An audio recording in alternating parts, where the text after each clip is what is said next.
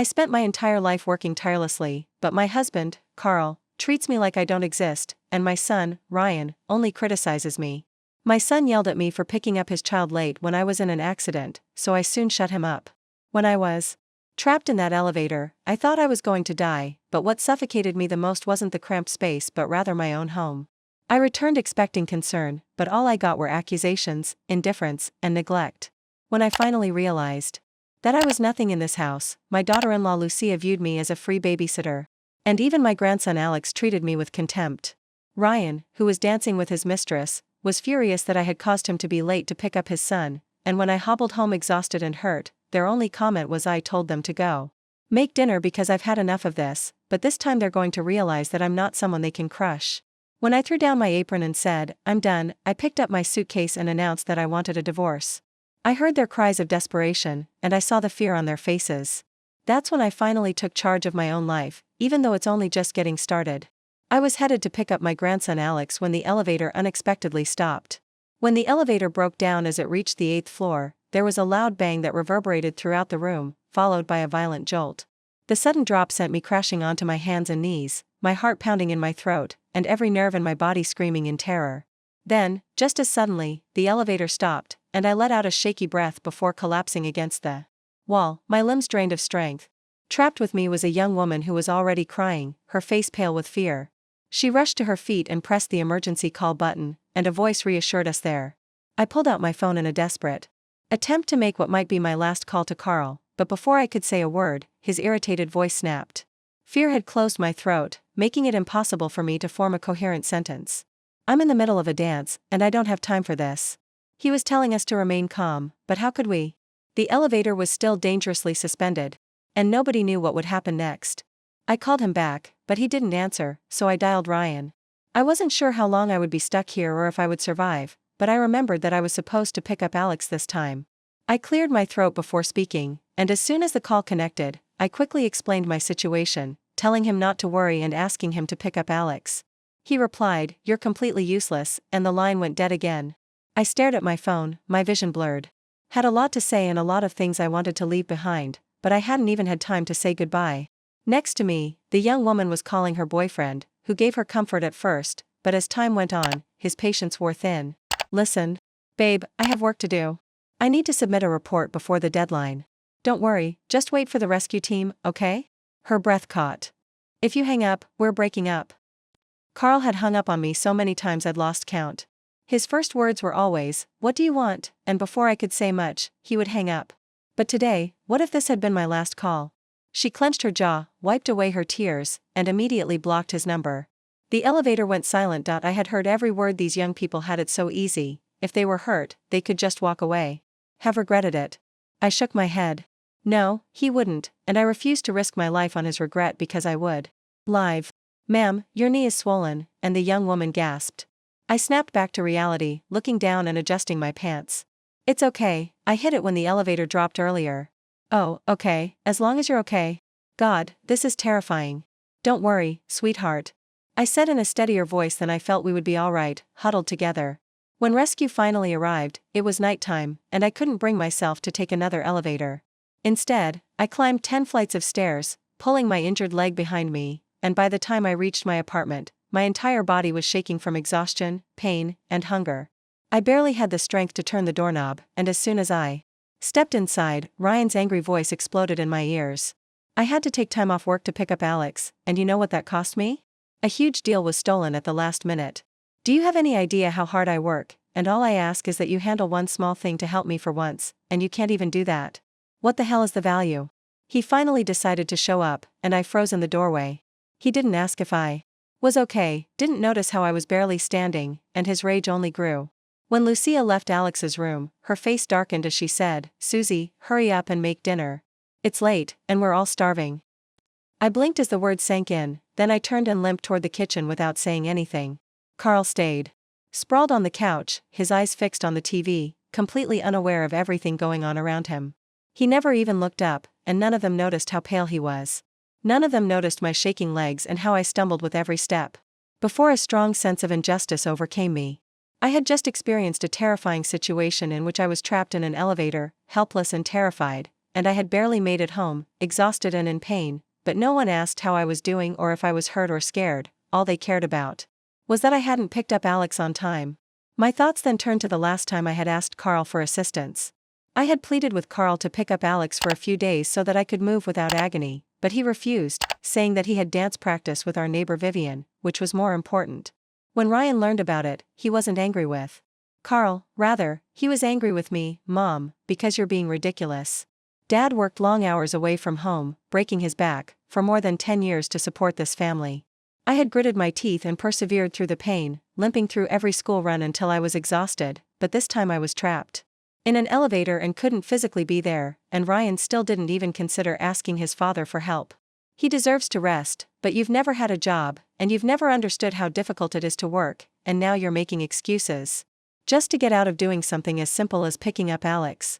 That's incredibly selfish.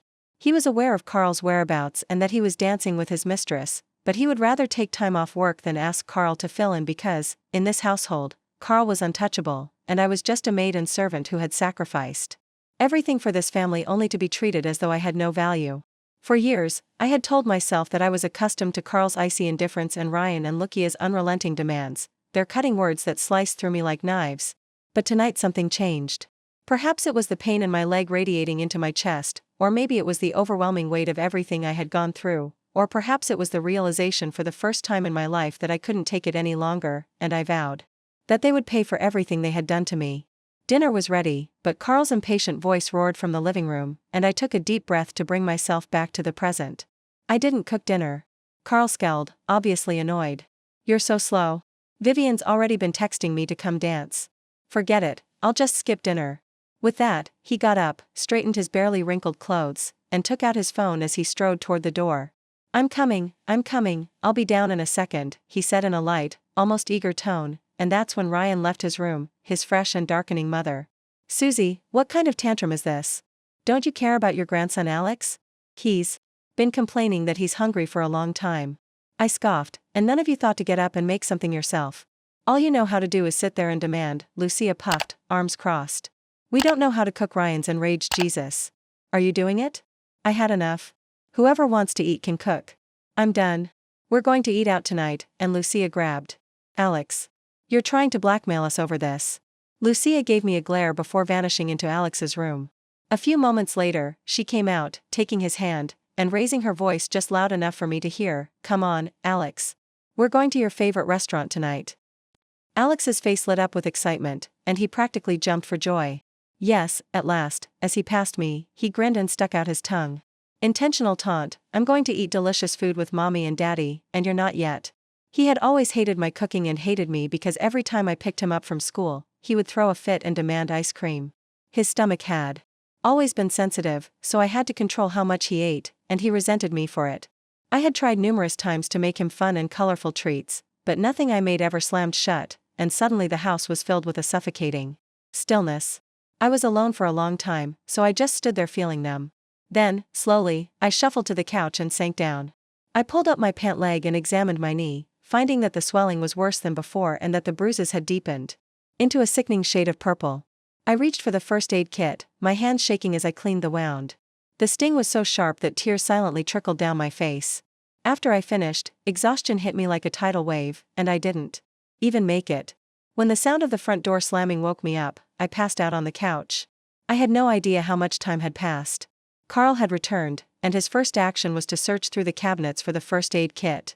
I froze, my breath caught in my throat, and when he finally saw my injury, my eyes burned with an embarrassing involuntary hope that perhaps he had noticed my swollen knee, perhaps he cared, and Lucia hesitated before responding, I think it's under the TV. Ryan scowled as he stepped closer to his father. What happened? Did you get hurt? Why do you need the first aid kit?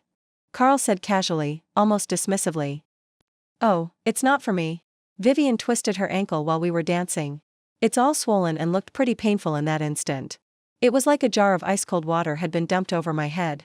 All that foolish hope is gone. Carl grabbed the first aid kit and ran for the door as if every second Vivian waited was pure agony for him. Then, just as he reached the exit, he paused, turned back, and without the slightest hesitation gave me an order to make some chicken soup tomorrow, a big batch. I'm bringing it over to her. She lives alone, and now her foot is broken. The warmth I had felt was shattered like a fragile glass slipping from my grasp and smashing into pieces on the floor. A cold numbness spread through me, seeping into my bones. I stared at them, my mind blank, and it wasn't that they didn't know how to take care of someone, they just never thought to take care of me. Ryan barely reacted, taking out his wallet and haphazardly throwing a few bills onto the table. Mom, go to the market early tomorrow and buy the freshest chicken and vegetables. After you drop Alex off at school, start simmering the soup. Let it cook longer, it'll taste better. He left without even looking back. The young woman from the elevator flashed through my mind. She had been ignored by her boyfriend once and had decided to leave right away. But what about me? I had suffered from much worse neglect and deeper wounds for my entire life, and I had never once thought about letting go because I had been taught to endure, obey, and sacrifice from the moment I was born. I was young and naive, foolishly thinking that marriage would be my haven, but after marrying Carl, I realized that I had only entered another prison. He was irritable, cruel, and impatient. The slightest slight would make him angry, sometimes just with words and other times with more. I had nowhere to go, though, as I had been raised in a strict conservative family and had been forced to drop out of school at a young age.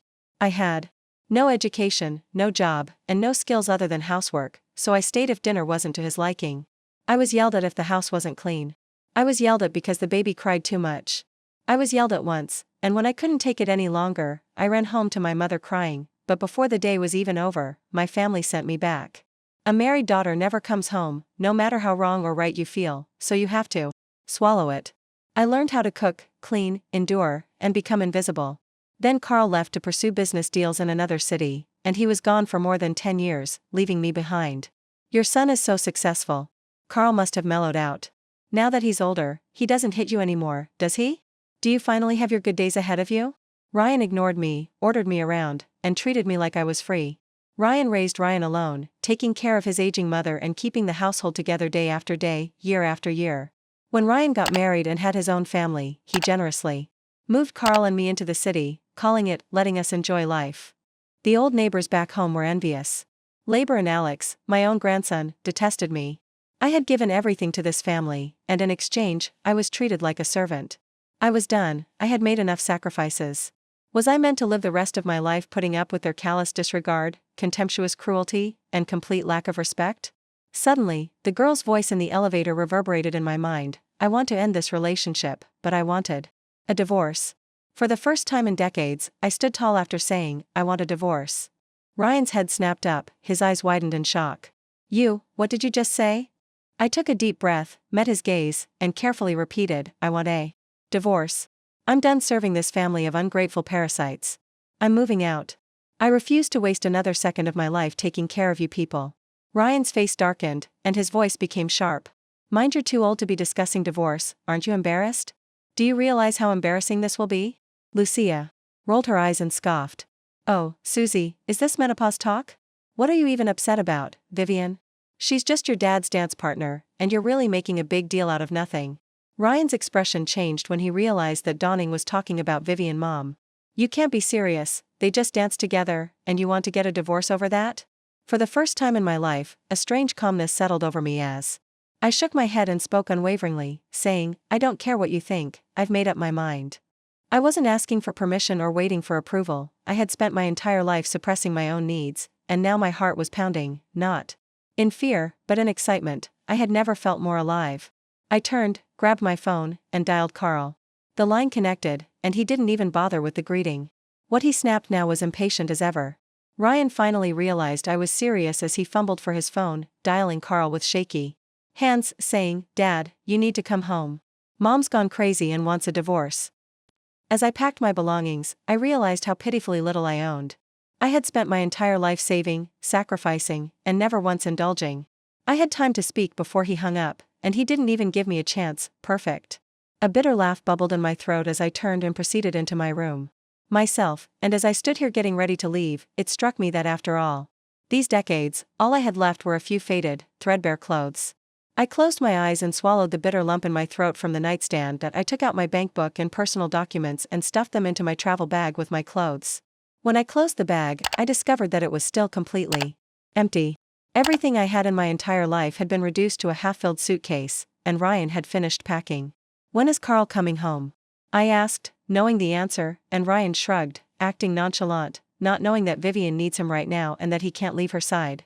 My hands were clenched into fists, and Ryan clicked his tongue, saying, "Come on, Mom, drop the act." His smirk deepened, laced with condescension. I stared at him. This was my son, a child I had raised with my own hands, a boy who had once been so sweet and kind. No, I didn't recognize him at all, but Ryan wasn't done. His words grew sharper with each one. "Isn't it a desperate ploy to drag Dad back from Vivian?" His gaze was pure scorn. "Mom, look at yourself, you're not some young girl vying for a lover's attention. Do you even realize how pitiful you look right now?" He exhaled loudly as if he were the only sensible person in the room, "And you should be thankful. Do you know how many people wish their children would take them in and take care of them?" A dagger, Mom? You're really overreacting. They're both old. What could be going on? Are you really making a scene over this? Vivian just lost her husband, and her kids live far away. He's alone, Mom's alone. My body moved before I could think, frick, and my palm struck his face. The slap reverberated throughout the room, and Ryan stumbled back, eyes wide in shock. I gave a cold, humorless laugh of gratitude, and I took a step forward, locking eyes with him. "Here you are having a fit over nothing," he said in a condescending tone. "Do you really think I should be thankful for spending every day cooking, cleaning, and waiting on a group of grown adults who won't do a single thing? Do you think I should be thankful for dragging my sore legs to pick up Alex from school only to come home and serve you dinner like a damn maid? Do you think I should be thankful for nearly dying in an elevator only to be reprimanded because I spit on the floor? Thank you, my dear, you've bled me dry for years, and you still believe I should continue to be your servant?" I had never touched Ryan before, but after everything I had done for him, everything I had sacrificed for him, this was what it took to finally get a reaction. Not love, not guilt, just hate. How tragic, how completely pathetically tragic. Mag. Ryan's temper snapped. Dream on. Ryan touched his stinging cheek, his expression twisting into something dark for the first time in my life. He hated me. He turned toward the window and jabbed a finger at the city below, looking at my friends and their parents. Every single one of them helps their kids buy a house, a car, or something else. His voice was venomous, and his hand shot out, pointing directly at me. "You're the worst, at least your father bought me a car. What the hell have you ever done for me, Rose, aside from cooking and babysitting? Have you ever worked a day in your life?" My entire body trembled with anger as I raised my hand and slapped Ryan across the face again. "You ungrateful bastard." His head snapped to the side, his eyes widening in disbelief. "But I didn't care a lifetime of what you said. Have you ever made a cent on your own? No, you can't even support yourself." His lip curled in disgust. "You're nothing more than dead. Wait, a burden." His voice dropped, dripping with pure contempt. "When you were younger, you were constantly in and out of the hospital, and your grandmother said you were a burden and a waste of money because she wouldn't pay for your treatment. Do you remember? Who carried you on my back while I ran door to door pleading with the neighbors for money so I could get you the medical care you needed? It was me. Now you stand here and look down on me because I don't have a job and don't make money. Do you know why I didn't have a job when you were 3 years old? When you were young, you were the burden I had to bear every day. But did I ever resent you or ever blame you? No, I never did. Old Carl's sister told me to send you away to live with your grandmother so she could take me to the city to earn a living. However, how could I have treated you like a nuisance? Your grandmother hardly gave you enough to eat. If I had left you with her, you wouldn't have survived, and now you dare call me a burden?" I laughed bitterly. I took a shaky breath, wiped my face, and forced my voice to remain calm. "Yes, your father worked away from home for more than 10 years, and you think he had it hard, but did you know that for the first 10 years, he had spent so many years blaming me, looking down on me, and treating me like the family's unpaid maid?" Ryan's face was empty of color, his lips parted and trembling like he wanted to say something, but he didn't remember that. "When he never sent home a single penny, did you realize that I was the one who kept this family afloat? Did you realize that every meal you ate, every article of clothing you wore, and every time you fell was all on me? Did you ever stop to consider what was going on with me?" I let out a short, bitter laugh, and then, at last, the tears came. I had suppressed them for so long, but they poured down now, carrying decades of pain, heartbreak, and exhaustion. Ryan's mouth opened and closed, choking on his own. His hand hovered in midair as he struggled to speak, and I stepped back. For the first time, real panic flashed in his eyes, but this time, I wasn't going to soften. I wiped away my tears, controlled my breathing, and spoke in a tone so composed that it almost sounded cold. "Ryan, I owe you nothing. I've given you everything I've got, so you have no right to judge me or to blame me." His whole body shook. After a lengthy period of silence, he finally said, "I was wrong, I was selfish, and I shouldn't have treated you like that." His voice was low and hoarse. And I paused as Ryan apologized, but oddly, I felt nothing because I had been let down too many times. Sure enough, shortly after, he grabbed my hand and said, "Let's just take a step back, okay? Let's forget about tonight, and we'll go back to how things were, and we'll live happily as a family." Ryan flinched, caught off guard, and "No, Mom. That's not what I meant. You don't have to explain," I cut him off with a calm but icy tone. "Your father never cared about this family when he was younger, he was always too busy helping others. Now that he's older, he's still the same and hardly speaks to anyone." I laughed sharply and without humor once more. "I assume you still believe that I'm to blame for this. But he's running around taking care of another woman, Ryan. I'm tired." Ryan shook his head right away, rushing to defend Carl's mother. "You're overanalyzing things, it's just medicine. It's just being neighborly. It's not a big deal." I stared at him for a long time, and then he laughed softly and coldly. I'd noticed months ago that Carl and Vivian were never just dance partners. Now that Vivian's husband was gone, they weren't even trying to. Vivian lived on the first floor, and when I looked through her floor-to-ceiling window, I saw a scene so obscenely intimate that I nearly burst out laughing in the dim golden light. She was sitting on the couch with her leg draped over Carl's lap, acting like a helpless, frail damsel, and Carl was kneeling in front of her, carefully applying medication to her ankle as if he were handling a priceless artifact. This was neighborly concern, Kimum. "You're overreacting." Ryan, who was standing next to me, waved a dismissive hand. His tone was lazy and different, and his face was serious. "Nothing inappropriate was happening, it's late. Was this little investigation really necessary? Shut up and keep listening to my voice." He was so focused and gentle, as if he weren't the same man who had ignored me for years. My eyes narrowed, and my lips curled into a cold sneer. Vivian winced in pain as Carl finished applying the medication, so he leaned down and gently blew on her ankle. Ryan laughed awkwardly, but his voice trailed off because the next second, Carl pulled Vivian into his arms and kissed her like a match striking dry wood. The tension started right away, and Vivian made a feeble attempt to push him away. Her voice was as soft as a feather, and she closed the curtains. Carl was just about to get up when he noticed me. Our eyes locked, and then there was a blinding flash of light. My phone's flash was on, but I realized I had left it on. A loud, familiar voice rang out behind me, and I almost started laughing. It wasn't just Tracy, she had brought the entire squad. I had only told Tracy, but somehow a whole group of old friends had joined her. These were women who frequently complained about having bad knees, aching backs, but as soon as they smelled rumors, they outran a group of greyhounds, 7 of them standing in perfect formation with cameras ready inside. Vivian's voice cracked as he turned to Tracy, asking, "What are you doing here? What did you just record?" Tracy smirked and put her hands on her hips, saying, "What do you mean we were just out for an evening stroll? That's normal, right? We didn't do anything." Ryan lost it completely now and lunged for her phone, showing me that you can't just record people. Tracy ducked away with ease, clutching her phone like a prize, and one of the other women said, "Don't worry, ladies, I already sent it to the group chat. If you hurt me, I'll sue you for assault. Whoever has a phone, check for themselves." Ryan turned ghost white. Delete it now, you crazy old bat." The old ladies laughed too late. "That's Carl, and that's Vivian. Her husband hasn't even been dead for a few months, and she's already entangled with a married man. Guess what we got?" Tracy put her hands around her mouth and yelled, "Look, everyone, the cheating husband has arrived." As soon as Carl stormed out, windows all over the block flew open, and dozens of nosy neighbors peeked out. Tracy pointed dramatically at Carl, her voice booming like a police siren. Carl roared, but Tracy wasn't backing down. "Oh, I hit a nerve, huh? Why are you so defensive? We caught you red-handed, and we're not even allowed to talk about it." Carl tried to move forward, but he was surrounded by 7 women who closed in like a pack of wolves, one of whom had a sarcastic voice. "Ladies and gentlemen, this is Carl, and if you love performing so much, why not do it out on the street? We'd be happy to applaud, ladies. I noticed them months ago, and they've been sneaking around for a while." A collective gasp was made, and then, Vivian, your husband is barely cold in his grave, and you're already in another man's arms." It's like they wanted an audience, but they forgot to close the curtains. "Oh my God, do you think that Vivian's husband died from the shock of their affair with Jesus? They're worse than I imagined."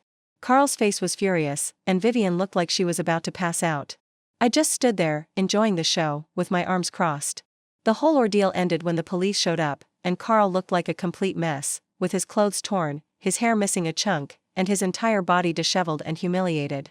The entire neighborhood had witnessed the spectacle by this point, and everyone in the community was talking about it, so I kept a safe distance. When I got home after midnight, Carl was sitting in the living room, his face dark as an approaching storm, his entire expression was twisted with rage the moment he saw me, and I met his fury with a calm, cold smile. Yes, it was me, and his entire body shook with pure, unfiltered satisfaction from watching him stomp around in a blind rage that was completely unhinged. He slammed his fist onto the table, his roar filling the room. I'm your husband, and you dare do this to me? Ryan entered behind him, looking like he had gone completely insane. His hands in his hair, his eyes full of pure frustration, and his glare burned into me with disappointment and blame, as if he was the one being humiliated. Whatever happened, you should have kept it private. I didn't even look at him when I said, why don't you ask him that question?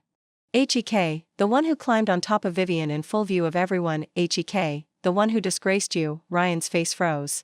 Carl, on the other hand, turned a dangerous shade of red, his voice rising to a furious bellow. You're insane, a complete lunatic. You don't air dirty laundry in public. Do you have any idea what you've done? For the first time that night, I felt a wave of relief as he jabbed a finger toward the door, his voice shaking with anger. Divorce, I want a divorce, of course, right now. Get out of my house, take you, and leave right now. I had been waiting for this moment, fearing that Carl would drag this out and refuse to let me go, trapping me in this prison, but now he was throwing me out himself perfectly. I didn't say another word, just turned. I went to my room and picked up my already packed bag, which I had been ready to leave hours earlier. I slung it over my shoulder, ready to leave that house forever, but Carl stopped me as I got to the door. His narrowed eyes were fixed on my bag, and something vicious flickered in them. I put that down, and his voice was sharp and full of malice. You're not taking a damn thing, he said, showing complete audacity. I laughed aloud. It was a slow, cold, deliberate laugh, and then, without saying anything, I put my back down. Ryan gave a little sigh of relief, thinking that I had given in, but then I walked back into the kitchen a moment later, holding a long, gleaming kitchen knife, and Ryan's face turned ghost white. Carl took an instinctive step back, gripped the handle tightly, and my eyes were deadly and sharp. Listen carefully, Carl. If you won't let me live in peace, then we're going down together for a second time, it seemed. I once held a knife like this when I was young and desperate, and I was standing in my own house, holding it against my own so-called family. Ryan stepped between us in a panic, his voice trembling, and I said, calm down, Mom. We can talk this out. Don't do anything crazy. I raised the knife just enough for the blade to catch the light. Did you all think I was just a punching bag? Carl finally showed fear and took another step back, still muttering curses, but his voice wasn't as strong as before. You crazy old hag. I narrowed my eyes, Carl, and my voice was low, cold, and deadly sharp.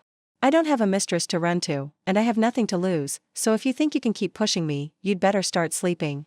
I spent a lifetime believing that I would never fight back, even though a clay figurine has fire in its core. With one eye open, Carl's face was completely colorless, his breath caught in his throat, and his hands clenched and unclenched at his sides. He tried to appear tough, but the fear in his eyes was unmistakable. Ryan stood there in shock, his expression unreadable, and he stomped his foot, his annoyance exploding. Why did you push things this far, Mom? I tried to sound calm and firm because you all pushed me first, and after my divorce from Carl, he wasted no time in trying to make me look bad. The very next day, he brought Vivian into our home as if nothing had happened, and they also planned a lavish celebration as if they were celebrating a wedding, but their joy didn't last long.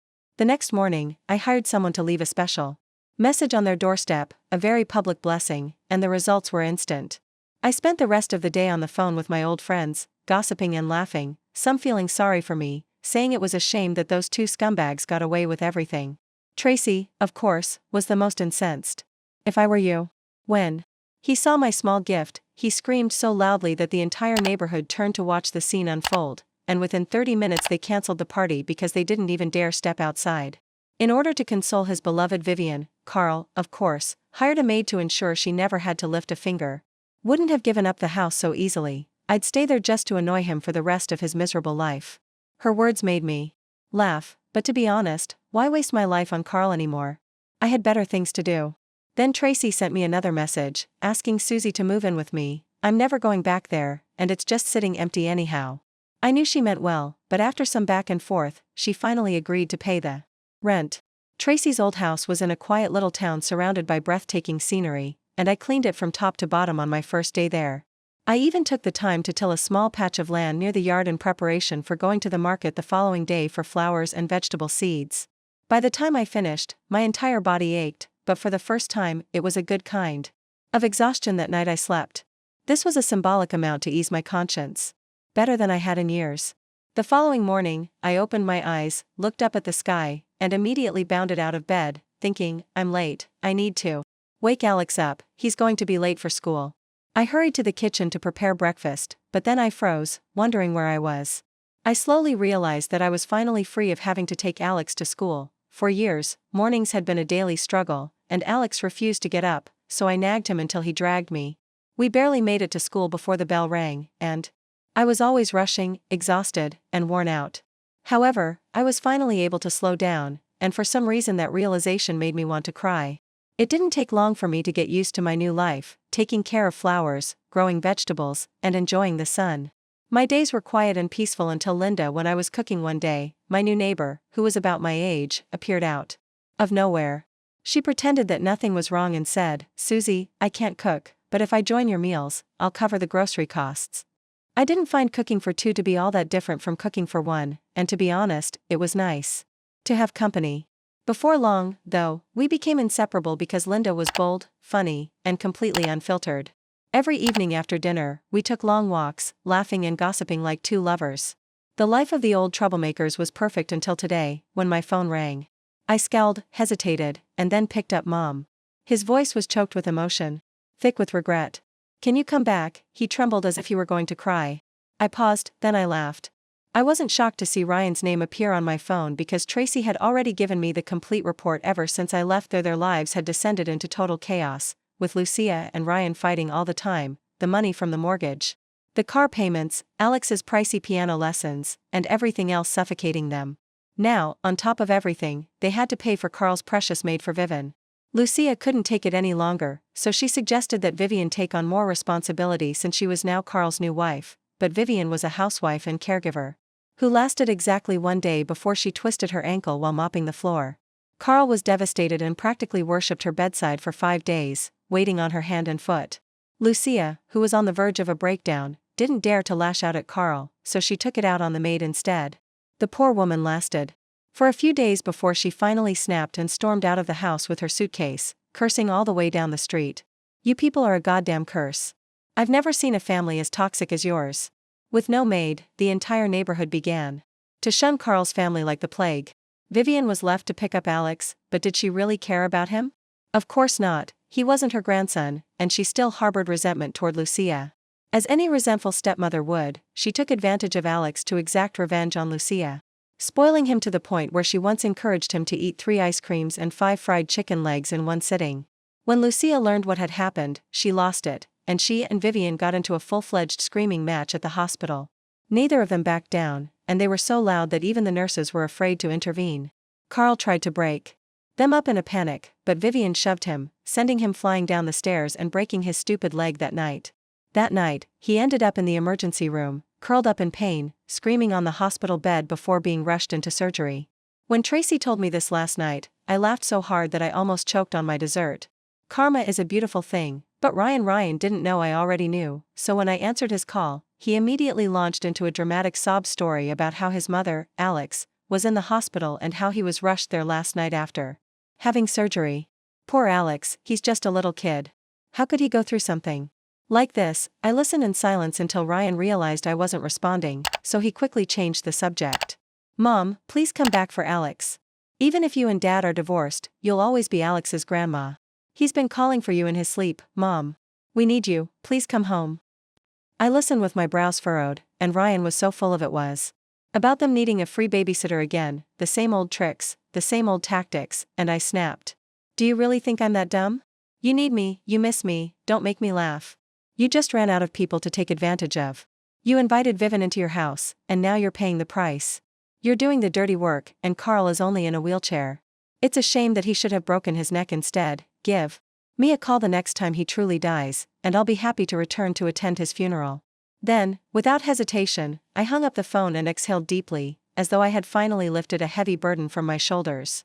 Linda had been watching the entire time, and now she leaned back with her arms crossed and a contented smile on her face.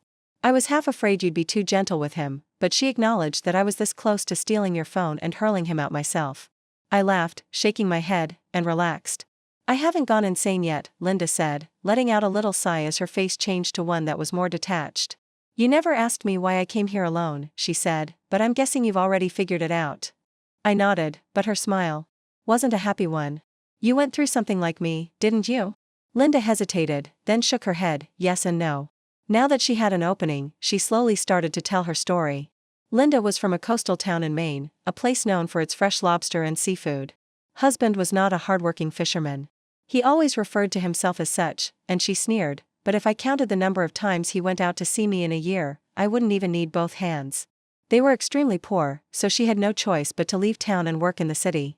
For years in order to save enough money, and eventually she was earning more than her husband. But did he appreciate it? He resented her, saying, "What kind of man lets his wife provide for the family? It's humiliating." When he refused to get a real job, she persisted, paid for her son's education, helped raise his children, and thought that maybe she could finally relax. However, when she discovered that her so-called best friend had been having affairs with her husband for years, and the worst part was that her entire family knew, including her son, she assumed that at least her son would support her. However, much like Ryan had sided with Carl, her son took his father's side, and he told her that you were never around, Becca. When Linda, the person who actually looked after us, recovered from the shock and heartbreak, she was so sick that she spent 2 months in the hospital. Without hesitation, she took her share of the money and left, which is how I ended up here. She finished with a bitter but determined look in her eyes, and then she said, "You know what, Susie," my voice is quieter now. "I worked my whole damn life to provide for them, and in the end, what did I get? I bought my son a house I paid for." I reached over and gave her a gentle shoulder squeeze, saying, "No, the problem isn't us, it's them. If the family is broken, then we build a new one." She laughed coldly when I worked, I was neglectful when I didn't work, I was useless, and exhaled, shaking her head. "Sometimes I think that no matter what we do, we're always in the wrong." Linda blinked in shock for a second, then her face brightened. "You're right, we should be living for ourselves," she said, "but you know what, Susie, we've rested enough. It's time to start making money." I scowled, caught off guard, and Linda nodded firmly. "You're amazing at cooking," she said. "Why don't we start a food channel? We'll film your recipes and post them online." I was hesitant because I wasn't sure if people would pay for that, but they do. "Don't worry, I've already looked into it, you just cook, and I'll take care of the rest." She gave me a shoulder pat and smiled, and we immediately got started. Linda was a force of nature. Once she made a decision, she moved quickly, and I, on the other hand, knew nothing about this type of I just listened to her, followed her instructions, and worked non-stop for a month. After that, our videos began to gain popularity, and people loved them. When Linda gave me my first share of ad revenue, I was overcome with pride, excitement, and confidence. I had spent my entire life thinking I couldn't make my own money, but now I had just made it on my own, so we continued to post more videos, building our audience and watching our numbers rise. Linda was ecstatic, and for the first time, I felt truly unstoppable. I felt like the best days of my life were just getting started, and just as everything was finally falling into a beautiful rhythm, Ryan arrived at my door. He burst into tears, trying desperately to play the sympathy card, saying, "Mom, I miss you so much. Ever since you left, the whole family's fallen apart. I'm exhausted. Too lost my job, and Lucia and I fight every day. Now, she's threatening to divorce me, saying that if I don't return, she'll leave me and take Alex with her mom. I have nowhere else to go, because you've always loved me the most." Then, even Dad made the biggest joke of all, saying that if you just come home, he'll dump Vivian right away and remarry you, Mom. We're all waiting for you. I couldn't help but laugh at Tracy's pitiful, desperate move. Vivian was pleading for a divorce because she couldn't handle Carl's erratic behavior and domineering ways, but he wouldn't let her go. He cursed at her, forcing her to take care of him, demanding that she bathe and feed him, just like she had demanded from me. No, they were just two prisoners caught in a never-ending war, and their shouting matches shook the entire apartment complex. It was glorious, absolutely glorious. And I was done wasting my time. With my breath on Ryan, I turned around, went into the kitchen, and came out with a butcher knife. I twirled it in my hand and said, "Get the hell out." Ryan froze, having never seen me like this before, but now that I was a woman with nothing to fear and that I had mastered my knife skills thanks to our cooking videos, his face turned pale, but he refused to back down and insisted on becoming stronger. I just stared at him for a moment, then with a quick flick of my wrist, I threw the knife, which slammed into the wooden door frame inches from his ear. Ryan let out a strangled yelp, scrambling backward. "You're still not leaving?" I asked. Slowly, my voice dangerously calm, I lost my job, the mortgage is overdue, and if I don't make the payment next month, the bank will take our house. You have two options, come back with me or give me money because I'm not leaving without anything. Shaking his head, he said, I'm leaving. Just calm down, and then, like a rat running from a fire, he ran away without even daring to turn around, but the bastard wasn't finished yet. Linda claims that he had booked a budget hotel in the city with the intention of waiting me out. He wasn't giving up, and he wasn't. The same tale applies to Linda's son, who spent all of his money and came. We both felt sick as we crawled back to her for more, and then Linda shook her head, Susie. Linda's lips curved into a scowl as I said, we can't hide forever. Innocent, wicked smile that vanishes the following morning before sunrise, took our bags, left for the airport, and disappeared at our first destination. In California, we had enough money, so we stopped working to make ends meet. For the following few years, we let Ryan's automobile deteriorate because we were living for ourselves. Journeyed across the United States from the busy streets of New York to the breathtaking Grand Canyon, from the Yellowstone geysers to Hawaii's immaculate beaches, and our videos, they have changed from merely cooking to captured the delight of genuine freedom that we didn't have fixed, the beauty of our trips, and the diversity of cultures. Plans, we went wherever we pleased, and when we were weary, we filmed anything we felt like. We eventually took a break and lived our own lives, and the best part was that we weren't alone. Thousands of people were motivated by my videos, and I eventually left my abusive marriage. For the first time in years, I feel alive because of you. I had assumed that my life was predetermined at 60, but you showed me. I smiled as I read their remarks because they taught me how to accept myself and that it's never too late to start afresh. When I thought that a woman should stay at home and take care of herself at the age of 60, looking back on my previous life felt like a faraway nightmare. Family and face her fate in silence, but I've now learned better. For as long as it's never too late to start over, and you have the guts to leave.